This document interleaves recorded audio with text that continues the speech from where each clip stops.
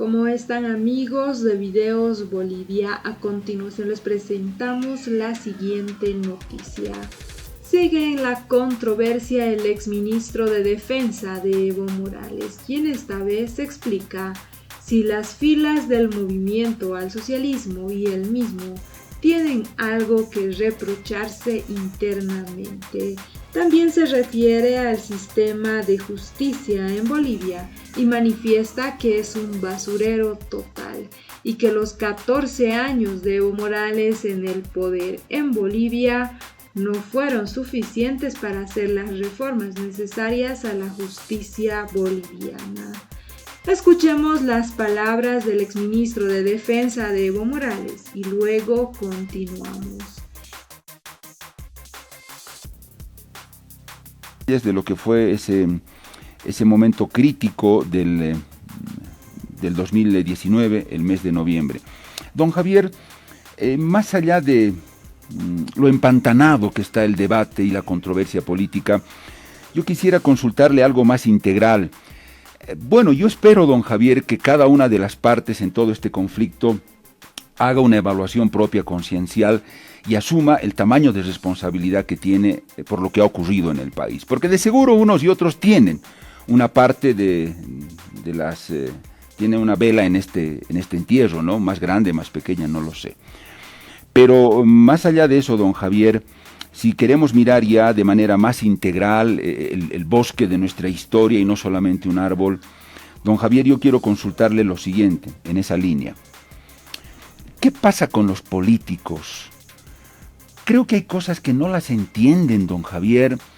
¿Por qué tienden a terminar mal sus ciclos? Podemos hablar desde la Revolución del 52, la cuestión, mucho más antes la Guerra Federal, lo que fue la etapa republicana, y nos vamos a encontrar con episodios similares. Víctor Paz Estenssoro, todo un fenómeno en su momento, termina mal su gobierno porque quiso reelegirse. Bueno, Víctor Paz Estenssoro, ¿no?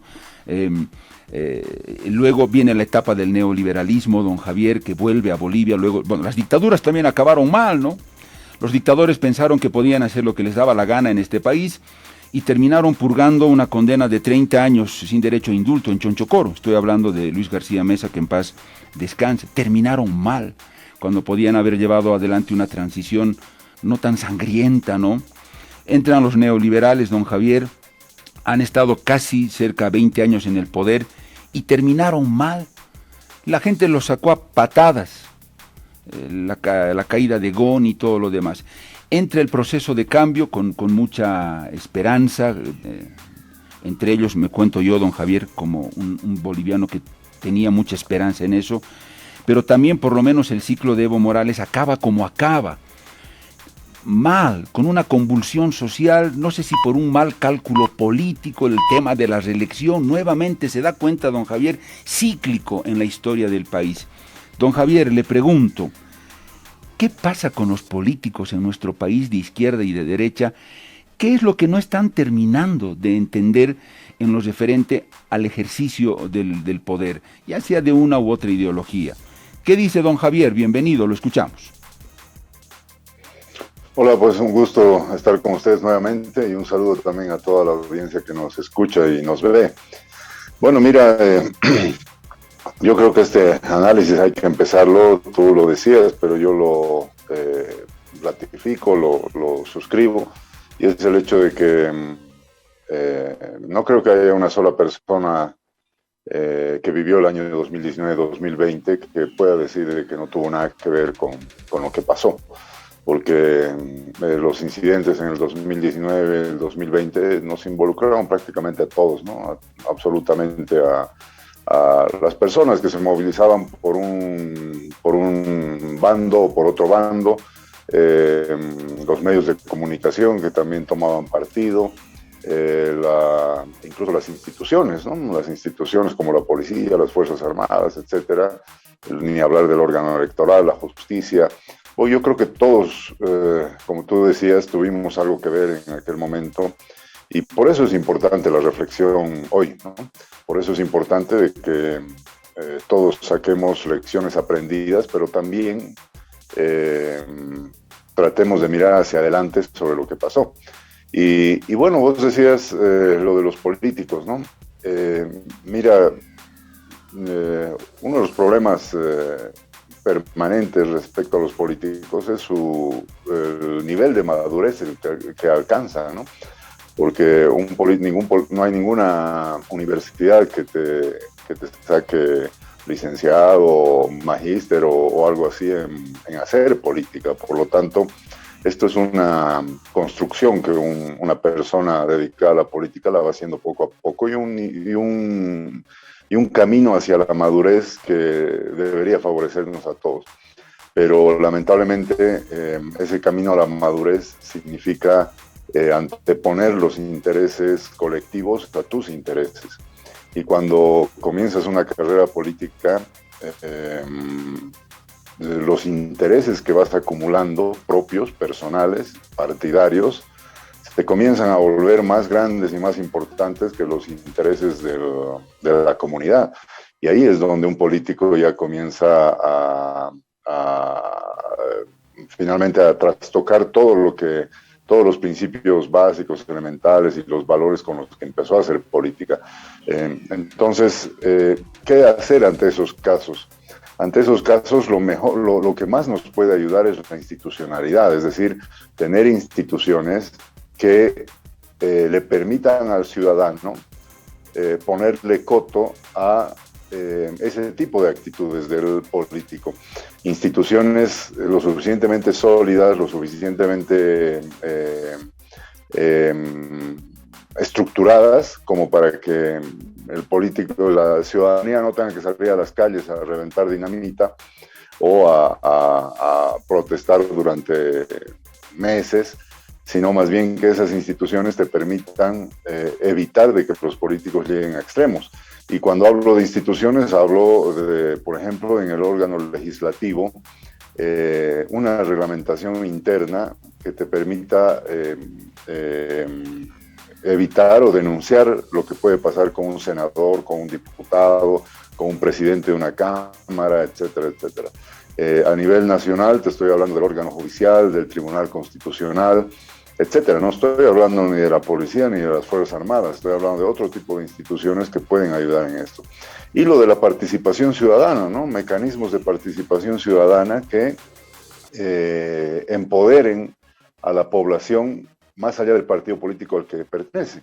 Entonces, si logramos institucionalizar y estructurar mejor todas estas instituciones, yo creo que los políticos van a tener, en este caso vamos a tener mejores controles para evitar de llegar a extremos, de tirar la cuerda hasta que se rompa, como sucedió el año 2019. Don Javier, en este contexto, pero tampoco sería correcto, ¿no? Y tampoco sería sensato decir que el gobierno de Evo Morales y el MAS lo hicieron todo mal. Todo. No, o sea, no sería coherente. Tuvieron aciertos, virtudes. Que todo lo hicieron bien y perfecto, tampoco, no suena coherente.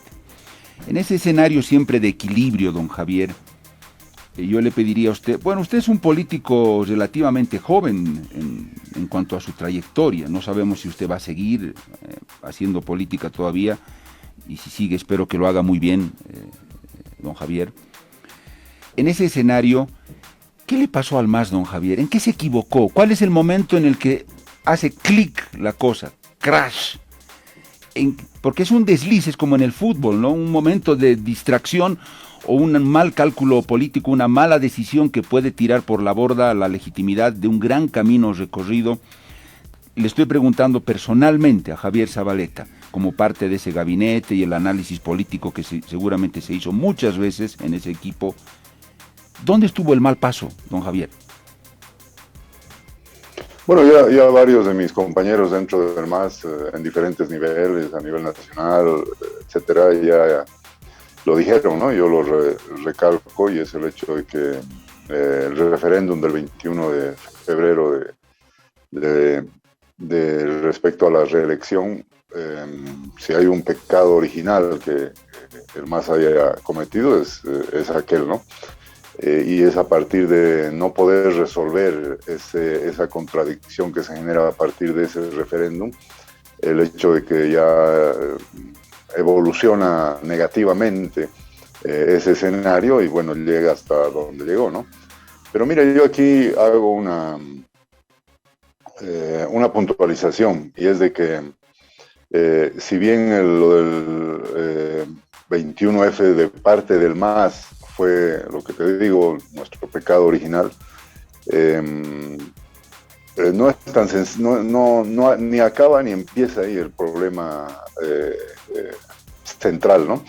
Y es el hecho de que gracias a la debilidad de nuestras instituciones, todavía los brotes de racismo, de discriminación y de clasismo pueden alcanzar niveles exageradamente grandes dentro de la sociedad boliviana, que es lo que finalmente es un caldo de cultivo para cualquier actitud violenta, represiva, etcétera, etcétera.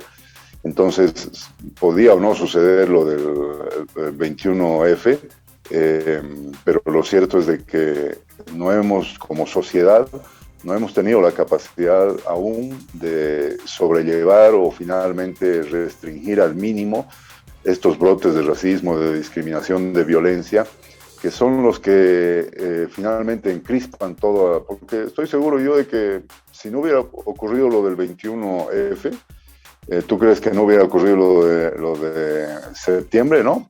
Hubiera ocurrido de una u otra forma, porque a nivel externo siempre hay intereses, o sea, y esto le ocurre a cualquier país, ¿no? Ningún país está exento de que sus vecinos o los intereses extranjeros intenten socavar su estabilidad, su vida cotidiana, y obviamente para sus intereses extranjeros.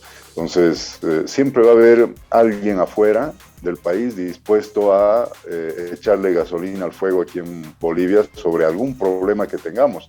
Y nosotros teníamos ese problema latente, un racismo, una discriminación, brotes de violencia que nunca los hemos podido superar. Y si hemos avanzado en eso, hemos avanzado muy poco.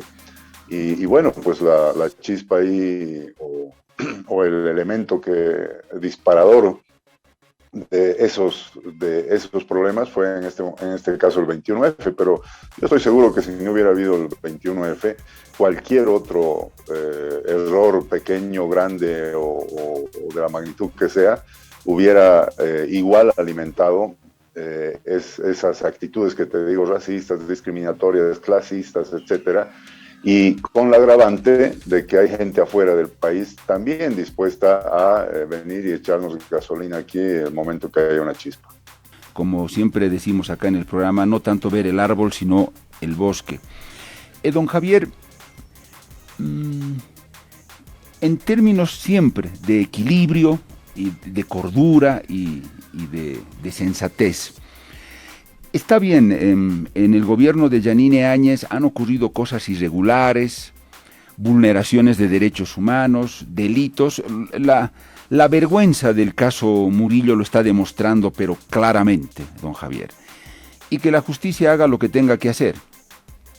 Pero cuando hablamos, don Javier, del origen de este problema, que tiene un fuerte componente político y es el 21F y todas esas cosas, don Javier, por ese otro lado, ¿quién va a rendir cuentas? ¿Quién se va a hacer responsable? Todo apunta, porque si se investiga profundamente lo que ocurrió aquella vez, yo no creo que queden solamente en errores, fueron errores y no delitos, como decía Jaime Paz. Hay que tener la valentía de afrontar esas cuestiones, posiblemente una vulneración a la Constitución. No se respetó un mandato sagrado establecido en la Constitución, que es la voluntad de la gente, el mandato que dio en ese voto, en fin. De todo eso, don Javier, que fue un detonante, o uno de los detonantes, ¿quién va a dar cuenta? ¿La justicia cómo tendría que proceder en ese caso? Ese otro lado, esos otros actores también deberían darle cuentas al país y asumir su responsabilidad, ¿o no, don Javier? ¿Eso cómo lo ve usted? Mira, cuando tú hablabas del origen de todo esto, yo lo que te decía es que el MAS tiene un pecado original y es todo lo relacionado al 21F. De acuerdo, pero yo te aclaraba después de que eso no es en definitiva el problema en sí. Puede haber sido un disparador, puede haber sido una mala actitud política, etcétera, etcétera, pero no es el problema en sí. El problema en sí, desde mi punto de vista, es, por un lado, lo que te decía al principio, la inmadurez de muchos políticos que se involucraron en ese tema en ese entonces, de un lado y del otro lado, pero por otro lado también está subyacente a la sociedad boliviana esos bolsones de racismo, de discriminación, de violencia, que no los hemos podido ni erradicar, ni siquiera encapsular lo suficiente para que no nos arrastren a todos. Entonces, si juntas todo eso, para mí ese es el verdadero problema. Y te explico por qué, porque, mira, ¿qué decían? Que se vaya Evo porque es un dictador. Es decir, anhelaban los movilizados, y estoy hablando de gente de base y de dirigentes en ese momento, anhelaban una mejor democracia. ¿Y qué es lo que pasó? Llegaron al poder con Yanine Áñez, porque estaban ahí todos, ¿no? Ahora parecería que nadie la conoce a Yanine Áñez, pero en realidad toditos estaban ahí detrás de Yanine Áñez y de Arturo Murillo. Tú haces periodismo hace mucho tiempo, Saúl, y lo conocías el talante de Arturo Murillo. Todos lo conocíamos, sabíamos qué tipo de persona era Arturo Murillo, pero mucha gente aplaudió cuando lo nombraron ministro de gobierno. Entonces, que no se diga que Arturo Murillo de pronto tuvo un desfase psicológico ahí y ocurrió lo que ocurrió. No, él era lo que era desde hace muchos años porque fue senador, fue diputado, etcétera. Entonces, pero mira, llegan al gobierno, se hacen del poder y su actitud de democracia, que la exigencia de democracia que le hacían al MAS, nos las muestran con un Arturo Murillo queriendo encarcelar a todo el mundo, por un lado. Y segundo, no tiene ningún reparo en quedarse en el gobierno un año cuando se les había pedido de que simplemente convoquen a una elección, es decir, tenían que convocar una elección en marzo, otros países lo hicieron en medio de la pandemia, pero Bolivia se dio el lujo de tirarse todo un año con un gobierno absolutamente improvisado como era ese, y el desastre que ocasionó en la economía, en la producción, etcétera, etcétera, aparte de la pandemia. Segundo, ¿qué nos decían en las movilizaciones de septiembre? Nos decían que éramos nosotros, conculcábamos las libertades de la gente, que querían un país libre, Bolivia libre, esa era Bolivia libre y unida. ¿Recuerdas las consignas de septiembre del 2019? Bolivia, aparte de lo democrático que te acabo de explicar, Bolivia libre y unida. Bueno, pues llegan al gobierno y Bolivia no era ni libre ni unida. Por el contrario, ¿recuerdas las golpizas que le daban a la gente en las calles en ese momento? Solamente porque la veían con pollera o porque la veían del sector rural, es decir, gente torturada en las calles, etcétera. Y eso se mantuvo durante todo el año. Yo lo he vivido simplemente por ser del MAS. Lo he vivido durante todo ese año. O sea, no habían libertades, no habían justicia, nada. Utilizaron la misma justicia que ellos reprochaban al MAS, que la justicia anda así, que la justicia masista, no sé qué, la volvieron su justicia solamente para perseguirnos, y no les interesaba si éramos inocentes, culpables. La cosa era, por el solo hecho de ser masista, tenías que ir a la cárcel sí o sí, etcétera. Y ahí tenemos todas las historias de abuso de los derechos humanos durante ese año que tuvieron el poder. Carlos Mesa, Camacho, Tuto Quiroga, Samuel Doria Medina. Ahora todos están haciendo los locos, ¿no? Dicen que no tuvieron nada que ver con el gobierno de Áñez, pero los veíamos ahí, pues todavía hay algunas gigantografías aquí en La Paz, ahí con la sonrisa de Doria Medina y la Yanine Áñez candidateando, porque dice que ellos reflejaban todo lo que eran las movilizaciones de septiembre de ese año. Entonces, si te fijas, si hubiera sido simplemente el 21F y si hubiera sido legítima y veraz la demanda de más democracia, hubiéramos tenido un año, el 2020, con Yanine Áñez y todos estos que te menciono, hubiéramos tenido un año preñado de democracia, preñado de libertad, preñado de paz, de unidad, ¿no es cierto? pero fue exactamente lo contrario. Es decir, la inmadurez de esos políticos, sumado a esos bolsones que tenemos en la sociedad boliviana de racismo, discriminación, violencia, etcétera, clasismo, realmente se conjugaron en mostrarnos de que no era el problema estrictamente el MAS, no era el problema estrictamente el 21F. Sí, fuimos parte del problema, yo estoy de acuerdo en eso, pero tampoco es de que fuimos el problema, o sea, nadie sale. Sí, don Javier, yo creo que el gobierno de transición hizo cualquier cosa menos la transición, y eso está claro. Pero lo que a mí me indigna, don Javier, y me molesta como ciudadano y como periodista, es que normalmente los políticos tienden a que sus errores o delitos sean solo errores. O sea, el político no comete delitos, solamente comete error y ahí quedó. Yo, si vulnero la ley, don Javier, me van a meter a la cana, como se dice. No tengo, además está muy bien, no puedo vulnerar la Constitución. Pero en el caso de los políticos, cuando la vulneran o se pasan por encima de la Constitución, ¿quién dice algo? Por eso yo le decía que en términos de equilibrio y de sensatez, lo ocurrido con el 21F, porque probablemente ha habido una vulneración a la Constitución, a lo que estaba establecido, al límite del que usted hablaba, que es necesario que tengan los políticos. Sobre eso, ¿quién va a asumir responsabilidades? No es pertinente que eso también se investigue con absoluta transparencia y por ese lado también llegue una cuota de justicia que le demuestre a la gente que unos y otros responden ante la justicia. A eso voy, don Javier. No, seguramente habrá que investigar todo lo que sea necesario, ¿no? Ahí el problema es, yo retorno a lo que te decía hace un momento atrás, de que cuando no hay institucionalidad, todo esto se complejiza a un límite que ya es dañino. Y una de las fallas de la institucionalidad del Estado boliviano es la justicia.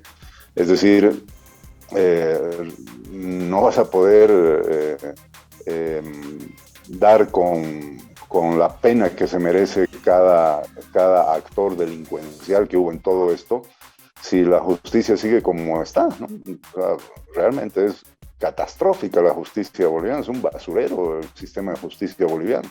Pero don Javier, ahí va otra curiosidad periodística. Sí, tiene razón usted cuando dice que es un desastre.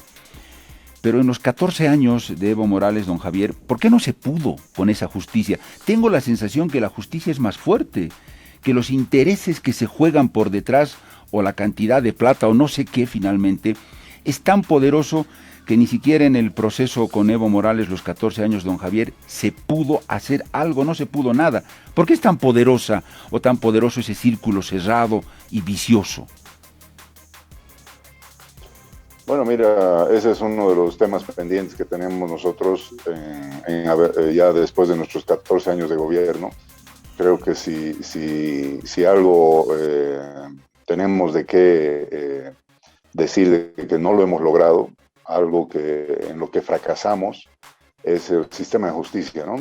Y mira, somos uno de los pocos gobiernos que ha durado tanto tiempo en la historia de Bolivia. Y quisiéramos decir que después de 14 años transformamos la justicia, pero no fue así, ¿no? Ahí yo no soy del área, no soy ni abogado, ni estuve jamás en el Ministerio de Justicia, nada, no puedo, digamos, entrar en mucho detalle de esto, pero lo que está claro es que ya en la cuenta final esto cuenta, no cuenta a nuestro favor, ¿no? Y eso es porque la justicia está así, y es también parte de nuestra responsabilidad no haber transformado de alguna forma la justicia. Ahora mira, pero la justicia en realidad también son personas de carne y hueso, es decir, no es solamente una actitud del MAS o del gobierno de turno. Ahí hay muchos jueces, muchos fiscales, hay muchos abogados rondando ahí a la justicia, independientes quiero decir. O sea, que no son 10, ni 100, ni 1000. O sea, hay miles de personas dentro del sistema de justicia que tienen que ver también con la policía. Es decir, no solamente es los abogados, también está metida ahí la policía, en sus investigaciones, etcétera. Entonces son miles y miles, decenas de miles de compatriotas involucrados en el sistema de justicia que hacen muy poco por mejorar la justicia. Don Javier, sí, ahí surge otra gran pregunta, que es la famosa reestructuración de la policía que nunca llegó. Don Javier, hablando siempre de esos límites que usted señalaba y que son necesarios, de los límites al poder, lo cual le da institucionalidad a un Estado para evitar que alguno, quiera imponer su interés y su capricho por sobre el interés colectivo. Don Javier, no sé si se dieron debates muy intensos al interior de lo que fue el Ejecutivo en aquel tiempo, del cual fue usted parte, con relación a esto de la reelección, la reelección o la repostulación de manera indefinida. Don Javier, en lo personal, ¿usted estuvo de acuerdo? ¿En algún momento lo planteó de manera directa en gabinete o al propio Evo Morales, los riesgos que podía conllevar esto o las desventajas? ¿Usted estuvo de acuerdo, en desacuerdo? ¿Asumió una posición concreta, don Javier, en estos debates que estoy seguro se dieron internamente? Bueno, mira, yo soy de los que creo de que el voto de la gente se lo tiene que respetar en el sentido de que tú tienes que ir a votar por el que quieras y en las condiciones que quieras. O sea, poner muchas restricciones a los candidatos para que tú solo vayas a votar solamente por los que el órgano electoral o la ley ha habilitado, es de alguna forma restrictivo. Es decir, yo soy de los que creo que cuando uno va a votar, uno es lo suficientemente inteligente como para decir, este me gusta porque es nuevo, y este me gusta porque es antiguo, o este me gusta porque ya ha gobernado, y este me gusta porque no ha gobernado nunca, y tú votar y tú asumir tu responsabilidad con tu voto. Yo creo que eso es lo mejor. Yo no estuve en los debates que se dio en el Ejecutivo en ese entonces, porque yo no era ministro en ese entonces, pero como te digo, a mí me parece, porque un presidente que se reelige varias veces no necesariamente es malo, ni necesariamente es bueno. O sea, eso es lo que tiene que juzgar la gente. Mira, la presidenta de Alemania lleva ya más de 15 años en el gobierno, y todo el mundo dice que es una buena presidenta y que si mañana habrían elecciones en Alemania volvería a presentarse ella y muy probablemente ganara, ¿no? Entonces, para mí eso de que solamente 2 gestiones o solamente 3 gestiones o solamente 1 es muy relativo, tan relativo que ese es un debate infructuoso. El que debería decidir eso es la persona que va y vota. Yo voto porque este señor ya lleva 20 años en el gobierno y quiero que siga 20 años más, y votará, pues, ¿no? Y hay otros que dicen, no, para mí 2 añitos en el gobierno es suficiente, y votarán también. Yo creo que eso es lo mejor, la libertad al momento de votar. Don Javier, pero dentro de la teoría política y la teoría del poder, precisamente el límite ha surgido porque es necesario que el gobernante sepa que no hay la posibilidad abierta de que se quede ahí todo el tiempo, por mucho que la gente lo dijera. ¿Por qué? Porque una vez que el gobernante está en el poder, él puede utilizar el mismo poder para activar mecanismos que le permitan tener legitimidad y quedarse los años que él quiera. Pero por otro lado, don Javier, también está comprobado a lo largo del tiempo y de la historia que el poder envilece, hace que ocurra lo que usted decía, el que el gobernante entre, o los políticos entren a una burbuja que cada vez es más distante de la tierra, donde está la gente y la población. Entonces las sociedades razonaron en esa línea. Una pausa, un límite, un periodo, luego si gusta puede volver. La teoría nos dice eso, ¿no? Y en base a la experiencia fáctica también. No, pero yo lo que acabo de decirte es de que no es así. Es decir, en Alemania esa presidenta lleva un montón de tiempo en el gobierno, más que Evo Morales, y puede seguir religiéndose y nadie dice nada. O sea, en China más bien han visto la posibilidad de que haya también más gestiones de un presidente. Es muy relativo lo que tú dices, ¿no? Seguramente lo que tú has leído te lleva a tomar esa posición, pero no necesariamente es la cierta ni la válida. Hay gobiernos en Estados Unidos, han habido en la época de guerra, han habido gobiernos que han durado 3 gestiones. Y no necesariamente eso es malo, como te digo, cuando tienes una institucionalidad sólida, es probable, es posible tener gobiernos largos y que eso más bien vaya en bien de la comunidad. Y si no fuera así, pues el gobierno cortito de Yanine Áñez hubiera sido una maravilla, ¿no? Porque en un añito ella no se envilecía con el poder, no robaba, no mataba a nadie. En un añito sería entonces una maravilla los gobiernos, ¿no? Pero mira, en un añito hicieron cosas peores de las que hicieron otros gobiernos en 5, 10, 15 años. Bueno, la madurez de nuestros políticos, don Javier, y usted bien lo dijo, nos falta mucho madurar. Alemania tiene otro tipo de ejercicio político y del poder también. Para nosotros, en el tipo de sociedad que tenemos y esa falta de madurez de nuestros políticos, parece que mientras aprendamos y adquiramos esa cultura, tiene nomás que haber un límite saludable, ¿no? No, como te digo, ese es tu criterio, ¿no? Y seguramente tú lo plantearás cuando seas autoridad en algún lugar, ¿no? Pero en realidad los límites los pone la institucionalidad el momento que estás contraviniendo valores esenciales de la sociedad, como la libertad, la justicia, la convivencia pacífica, etcétera, etcétera. No importa, desde mi punto de vista, yo te digo, o sea, realmente creo de que el que tiene que hacer ese análisis que tú haces ahorita es el votante, y el votante es el que tiene que decir, mire, este señor ya ha estado 4 años, ya no quiero verlo más y voto por otro. Y las instituciones, justicia, las instituciones como el Tribunal Constitucional, el órgano electoral, etcétera, etcétera, son los que más bien tienen que tener mecanismos para que ese gobierno dure 6 meses, 1 año o 6 años, nos permita tener un gobierno sano. Son las instituciones las que tienen que lograr eso, no es simplemente el voto, que si porque votaste porque ya llevaba 10 años en el gobierno, eso va a estar bien, o porque si llevaba solamente 6 meses en el gobierno, eso va a estar bien. Yo creo que son las instituciones y esa es la tarea pendiente, porque mira, el riesgo de lo que tú dices, Saúl, es de que pensemos de que todo lo vas a resolver solamente por el tiempo de mandato. Es decir, que si un gobierno ya lo cambiamos y viene otro nuevo, de por sí va a ser bueno, y no es así.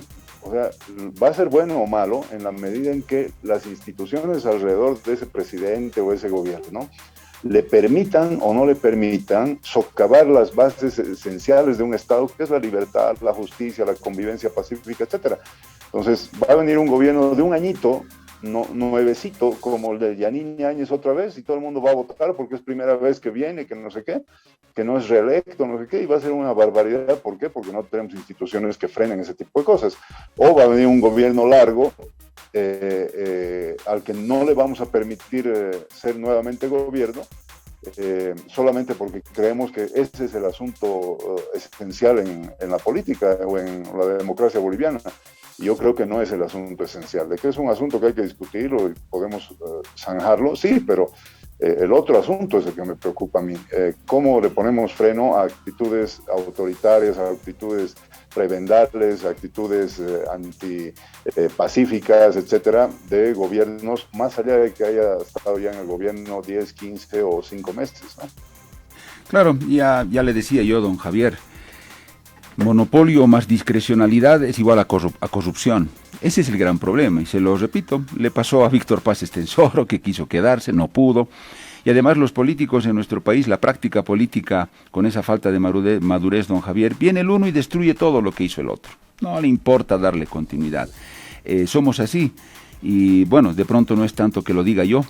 La mayoría de las constituciones de nuestros países y a nivel mundial también tienen un límite, precisamente por esos riesgos que implica el ejercicio del poder. Pero bueno, en fin, usted dice se lo puede debatir, se lo puede discutir, que sea lo mejor para nuestro país, pero siempre mirando los resultados, los saldos que nos ha dejado la realidad. Don Javier, ya en la penúltima, ¿a usted nunca le ha preocupado, don Javier, que una crítica suya pueda enojar o molestar a Evo Morales? ¿O alguna vez ha tenido ese tipo de problema que le han reclamado por algo que usted dijo del gobierno de Evo Morales? Como cualquier partido, dentro del MAS hay debate, ¿no? Hay debate entre diferentes posiciones y sí, evidentemente a veces algunas posiciones son encontradas, ¿no? No solamente mías con el MAS, sino dentro del MAS. ¿Recuerdas tú cuántas veces hubieron conflictos internos dentro del MAS a raíz de ciertas posiciones de algún ministro, de alguna dirigente del MAS?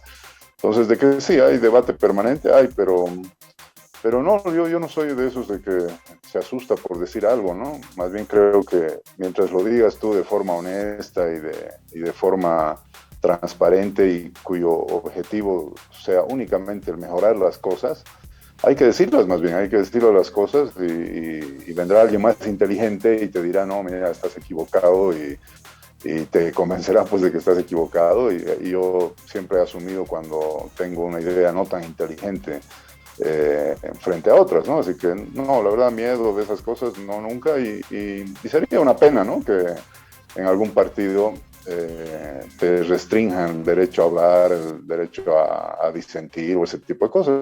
Entonces ahí ya tu partido se vuelve medio raro, ¿no?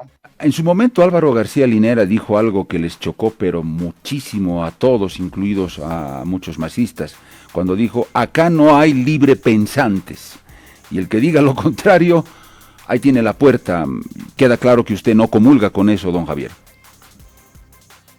Bueno, en realidad yo lo escuché a Álvaro decir eso y en el contexto en el que lo dijo se entendía. Claro, fue una mala elección de palabras en ese momento, ¿no?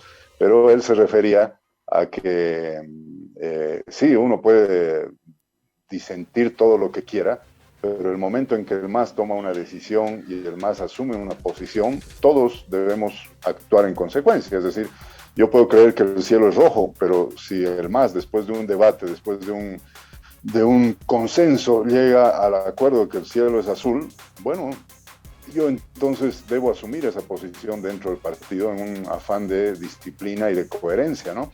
Porque si todos pensamos de que el cielo es de diferentes colores y mantenemos eso hasta el final, bueno, eso nunca nos vamos a entender pues dentro de un partido, ¿no? Entonces, a eso se refería Álvaro, ¿no? Claro, escogió mal las palabras en este momento y salió como salió lo que dijo, pero en realidad lo que quería decir era eso, ¿no? De la disciplina al interior de cualquier organización política a la hora de asumir la posición oficial de tu partido, de tu movimiento, ¿no?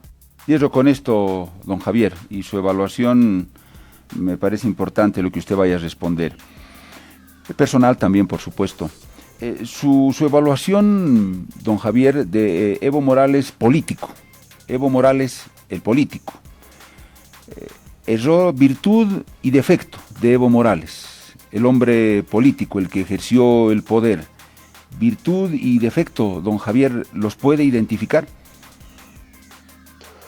Bueno, a mi juicio, yo creo que Evo Morales es yo creo que es el político más lúcido y experimentado que tiene ahorita Bolivia, indiscutiblemente.